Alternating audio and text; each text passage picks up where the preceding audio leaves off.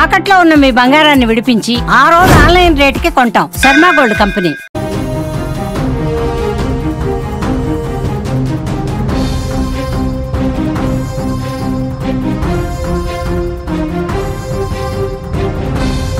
కేరళ తీరానికి నైరుతి రుతుపవనాల రాక దగ్గర పడుతూ ఉండడంతో తెలుగు రాష్ట్రాల్లో వాతావరణం ఒక్కసారిగా మారిపోయిందని చెప్పుకోవచ్చు మనం. ఏపీ వ్యాప్తంగా కూడా వర్షాలు కురుస్తున్నాయి. బుధవారం పలు ప్రాంతాల్లో జడివాన కురిసింది. ఉమ్మడి విశాఖ వ్యాప్తంగా వర్షాలు పడ్డాయి.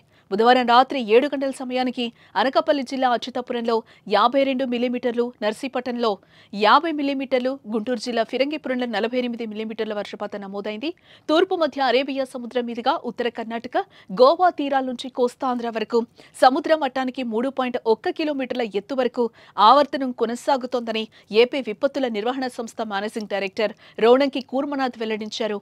ఈ ప్రభావంతో మరో 2 రోజులు వర్షాలు పడే ఛాన్స్ ఉన్నట్లుగా కనిపిస్తోంది. ఇటు గురువారం విజయనగరం, పార్వతీపురం, మన్యం, అల్లూరి సీతారామరాజు, గుంటూరు, కృష్ణా, ఎన్టీఆర్, పల్నాడు, బాపట్ల జిల్లాల్లో ఓ మోస్తరు వర్షాలు ఉండొచ్చని ఏపీ విపత్తుల శాఖ అంచనా వేసింది. నంద్యాల, కర్నూలు, అనంతపురం, వైఎస్ఆర్, చిత్తూరు, తిరుపతి జిల్లాల్లో కూడా వర్షాలు పడొచ్చు.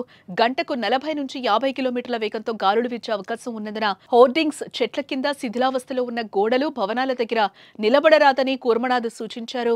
పిడుగులతో కూడిన భారీ వర్షాల నేపథ్యంలో ప్రజలు అప్రమత్తంగా ఉండాలని, తగిన జాగ్రత్తలు తీసుకోవాలని తెలిపారు.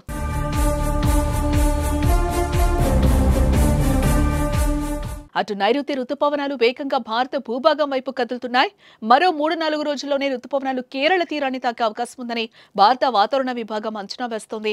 ప్రస్తుతం ఇవి దక్షిణ అరేబియా సముద్రంలోని మాల్దీవుల వరకు విస్తరించాయని ఐఎండీ స్పష్టం చేస్తోంది. ఇవి మరింత వేగంగా విస్తరించేందుకు అనుకూలమైన పరిస్థితులు నెలకొన్నట్లుగా ఐఎండీ తెలిపింది. రుతుపవనాలు ప్రస్తుతం దక్షిణ అరేబియా సముద్రం, బంగాళాఖాతంలోని కొమోరిన్, మాల్దీవుల వరకు విస్తరించినట్టుగా వెల్లడించింది. త్వరలోనే లక్షద్వీప్ వరకు ఇవి విస్తరించి కేరళ తీరాన్ని కూడా తాకే అవకాశం ఉందని ఐఎండీ స్పష్టం చేసింది.